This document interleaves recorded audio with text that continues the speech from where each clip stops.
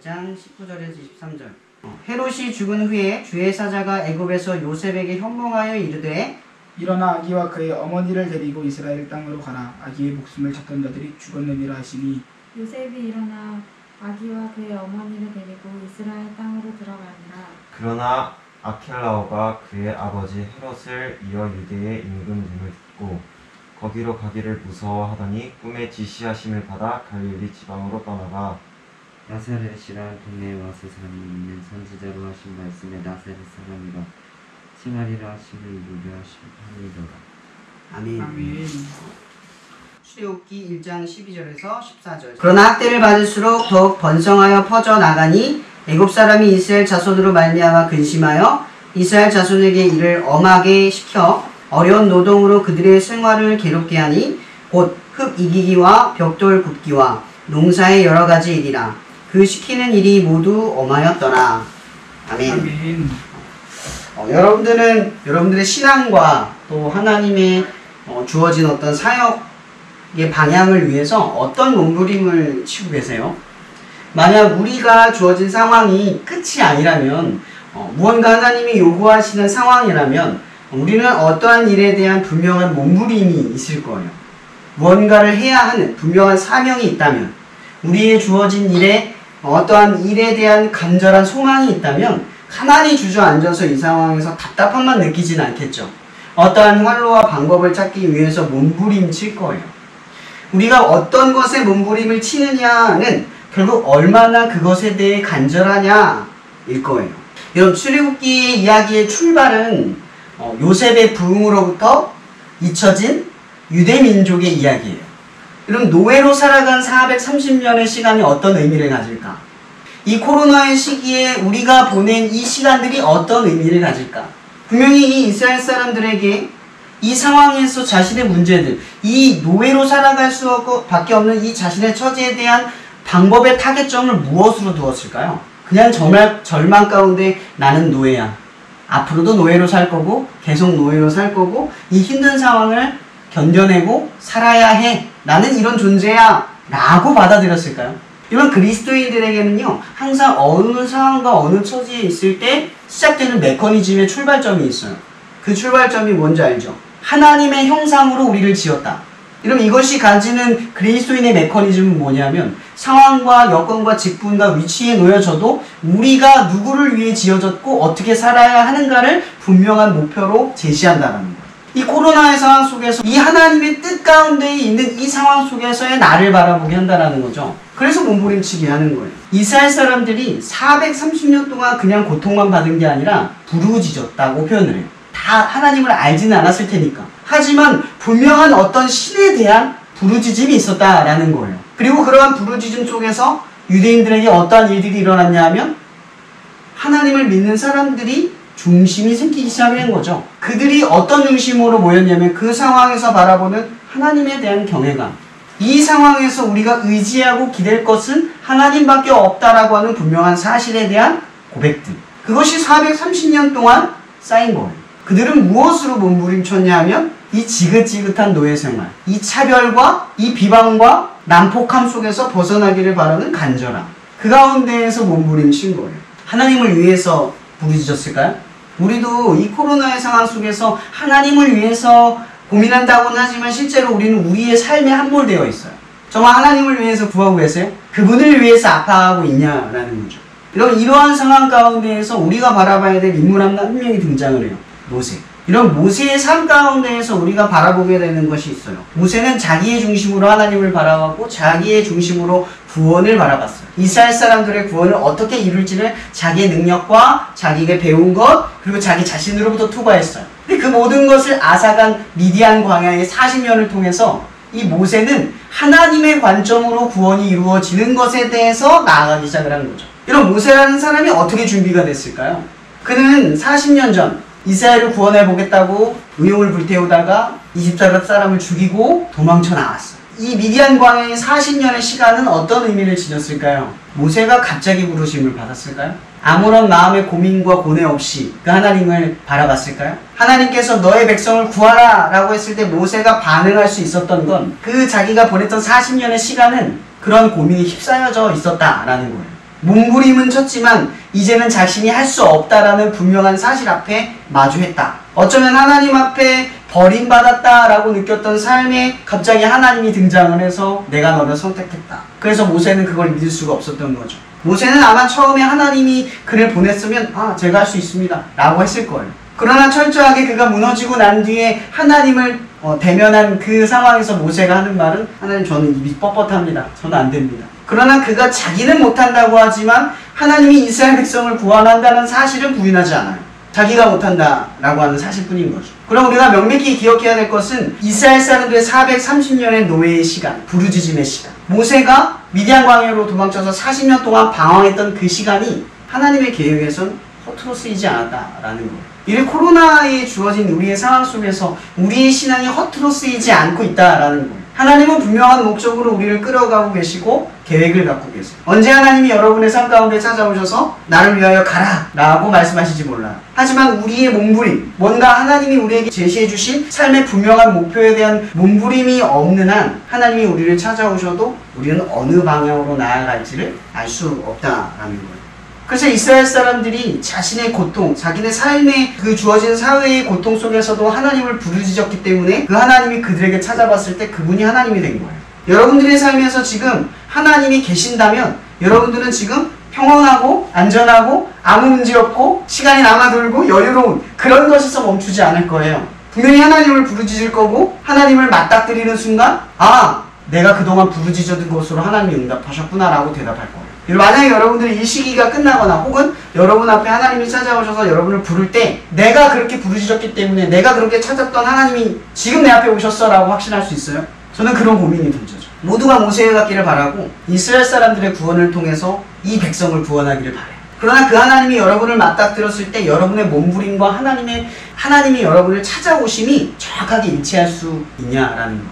그만큼 절박하고 그만큼 몸부림치고 있냐라는 거예요. 저에게는 사명이 있죠. 스쿨처치, 그리고 여러분들을 섬기고 이 청년들을 섬기고 청소년에 대한 책임감이 있어요. 왜 나에게 그런 일이 있는지를 몰라요. 제가 대단하거나 특별하진 않지만 왠지 모르게 그런 일에 대한 두려움과 어려움이 늘 산재되어 있어요. 이 코로나의 기간 동안 식어버리면 어떡하지? 그래서 몸부림치는 거예요. 어떤 방법이 있을까? 어떻게 이 아이들에게 얘기를 할 수 있을까? 방법과 수단을 가리지 않고 이 주어진 상황 속에서 몸부림을 치는 거예요. 그럼 만약 제가 이러한 몸부림을 치는 가운데에서 이 기간이 끝나고 어떤 일이 발생을 하면 저는 말하겠죠. 하나님이 내 기도를 들어주셨어. 하나님은 지금 그렇게 나를 준비하셨구나. 이 일을 위해서 내게 몸부림치라고 하셨구나 를 느낄 거예요.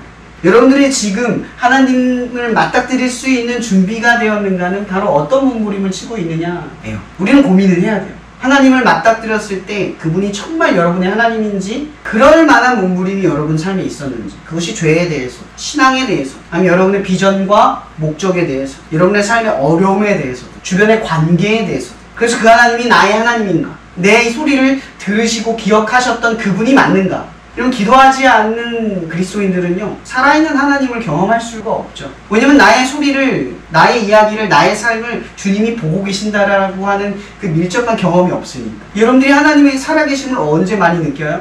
내가 무심코 흘려보낸 그 말 한마디를 기억하셔서 역사하실 때 그분은 내 삶에 깊이 연관지었고 가깝고 살아계시는구나 라고 확신하죠. 말씀이 구체화될 때, 그 말씀을 믿고 행동으로 옮겼는데 그 말씀대로 이루어질 때 우리는 하나님이 살아계셨다라는 걸 느껴요. 오늘 본문의 말씀, 마태복음의 이야기를 가만히 한번 살펴보자고. 그 당시 왕은 누구죠? 헤롯이요. 절대 권력. 그럼 예수님은 이 땅에 태어날 때 어떤 모습으로 태어났죠? 아기 예수. 헤롯과 예수가 대치되는 이야기. 그러면 아기 예수는 그냥 아기일 뿐이에요. 헤롯은 권력과 힘을 가지고 있고 정보력에서도 앞서요. 오죽하면 동방박사가 지금 이스라엘 땅에 왕이 생겼다라는 소식을 듣고 왔을 때 헤롯을 제일 먼저 찾아요. 헤롯은 힘이 있어요. 이 아기 예수를 죽일 수 있는 힘이 있다는 거예요. 헤롯과 아기 예수가 충돌했을 때 누가 이길 수밖에 없어요. 현실적으로. 근데 실제로 이 이야기에서 누가 이겨요? 이런 아기 예수와 헤롯은 힘으로 절대 싸울 수 없어요. 그러나 하나님이 작정하신 일은 반드시 이루어진다라는 거예요. 그것이 힘의 논리와 혹은 어떤 사회적인 생태와 우리가 가지고 있는 지식으로 해석할 수가 없어요. 하지만 하나님이 이긴다라는 거죠. 하나님의 개입은 헤롯의 지혜와 능력보다 앞서서 늘 한 발 앞서 아기 예수를 구원하고 다시 아기 예수를 돌려보내요. 이 모든 플랜에서 헤롯은 한 번도 하나님을 앞지른 적이 없어요. 이 아기 예수가 어른으로 성장하기까지 하나님이 그를 선택해서 이끌어갔던 그 방식을 고민해. 우리가 놓여진 이 세상은 어때요? 우리가 몸부림칠 수밖에 없는 이 세상이 어때요? 우리가 너무 작게 보이죠. 헤롯 왕과 아기 예수의 싸움은 어쩌면 우리의 삶을 비추고 있는지도 몰라요. 우리는 이길 수도 없고 바꿀 수도 없는 이 세상과 싸우고 있어요. 근데 이 싸움이요, 가만히 생각해보면요, 세상과 좀 달라요. 오늘 말씀의 본문에 의해서 제가 여러분에게 핵심으로 두고 싶은 말씀이 이거예요. 23절이죠. 나사렛이란 동네에 가서 사니 이는 선지자로 하신 말씀에 나사렛 사람이라 칭하리라 하심을 이루려 합니다. 여러분, 여기서 중요한 건 선지자의 말씀을 이루셨다. 이 말씀의 기록대로 우리에게 주어진 약속대로 이루어졌다.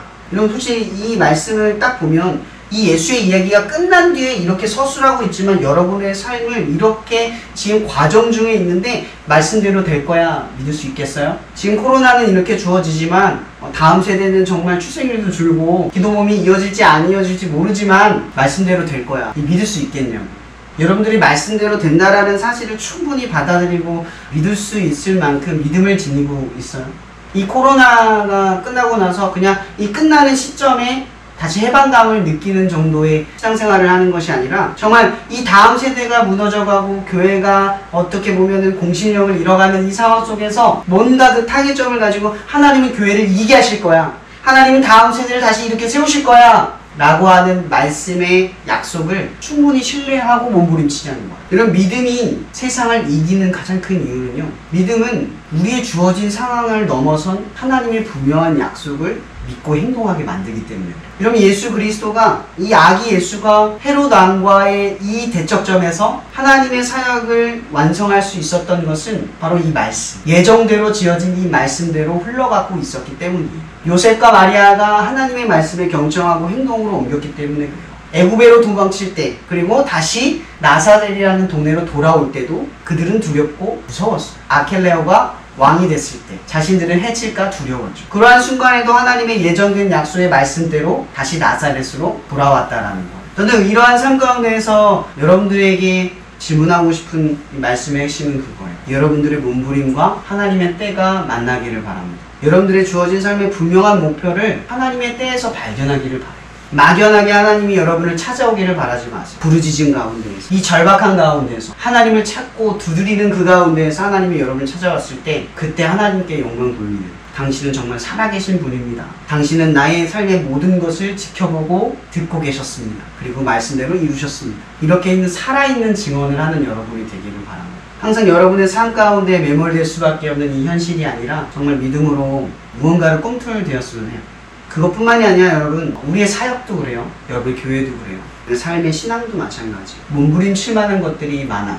우리는 마땅히 몸부림쳐야만 합니다. 가만히 앉아서 주어진 상황에 안주할 수 없어요. 이 교회의 안타까운 상황에 우리는 아파해야 돼요. 공신력을 잃어가는 교회의 모습을 보면서 교회가 문제야 이런 말로 끝낼 수 없어요. 교회는 우리 자신이기 때문에 기도해야 하고 더 바로 서기 위해 우리는 우리 자신을 혹독하게 몰아세워야만 해요. 교회의 아픔은 교회의 아픔이 아니라 우리의 아픔이고 우리의 상처입니다. 여러분들이 스스로 교회의 어려움을 받아들이고 그 가운데 싸울 수 있기를 바라요. 공동체성을 잃어버린 한 개인은 기독교인이 아니에요. 기독교인은 한 개인이면서 더불어 교회라는 거룩한 공동체의 하나의 사명으로 묶여져 있어요. 교회가 무너지는 것은 어떠한 개인의 탓이 아닙니다. 우리가 방치하고 돕지 않았기 때문에도 있어요. 그러기에 우리는 이 상황 속에서 몸부림쳐야만 합니다. 버드림팀, 스쿨처치, 그리고 청년, 그리고 여러분의 학교에서 벌어지는 일들과 사업장에서 일하면서 느껴지는 모든 하나님의 때에 대한 책임감으로 몸부림치는 여러분이 되기를 바랍니다. 사랑해 주님, 이 시간 우리가 몸부림 가운데에서 하나님의 때를 발견할 수 있기를 간절히 소망해 봅니다. 하나님, 우리가 그동안 어쩌면 주어진 시간들을 하나님이 뜻하신 바대로 살아가지 못했던 우리들의 삶의 여러 가지를 발견하게 됩니다. 그보다 우리의 마음속에 가장 아팠던 건 이 순간에도 힘겨워할 그 수많은 영혼들에 대한 아픔을 우리는 제대로 알지 못했고, 또 이 교회가 어쩌면 공신력을 잃어가고 힘을 잃어가는 이 모습 속에서 우리는 교회의 탓을 하면서 누군가에게 그 잘못을 전가하면서 그 책임감을 우리가 짊어지지 않고 행동으로 옮기지 않고 하나님의 뜻대로 더욱더 몸부림치지 않았음을 우리는 시인합니다. 우리는 그들과 똑같은 죄인이면서 나는 죄가 없다고 말합니다. 하나님, 우리에게 회개의 영을 주셔서 이 교회를 위하여 더욱더 우리 자신이 회개할 수 있게 도와주시고, 이로 인하여 우리가 몸부림치며 하나님의 때에 이르렀을 때 모세처럼 그 고뇌와 번민 속에서 하나님을 기다렸던 이스라엘 백성처럼 그때 하나님이 살아계시고 그때 하나님이 말씀으로 이 모든 일들을 나에게 시키셔서 지금 이러한 일들을 일으키셨구나 라고 하는 분명한 살아계신 하나님의 말씀을 경험하게 도와주시옵소서. 우리 가운데 몸부림이 다시 일어나게 도와주시고 우리의 삶에 함몰되어 있는 그 연약함으로부터 떠나 하나님의 마음과 심정 속에서 그의 나라와 의를 위하여 기도하는 자들이 하여 주옵소서. 모든 것에 감사하며 살아계신 예수 그리스도 이름으로 기도합니다.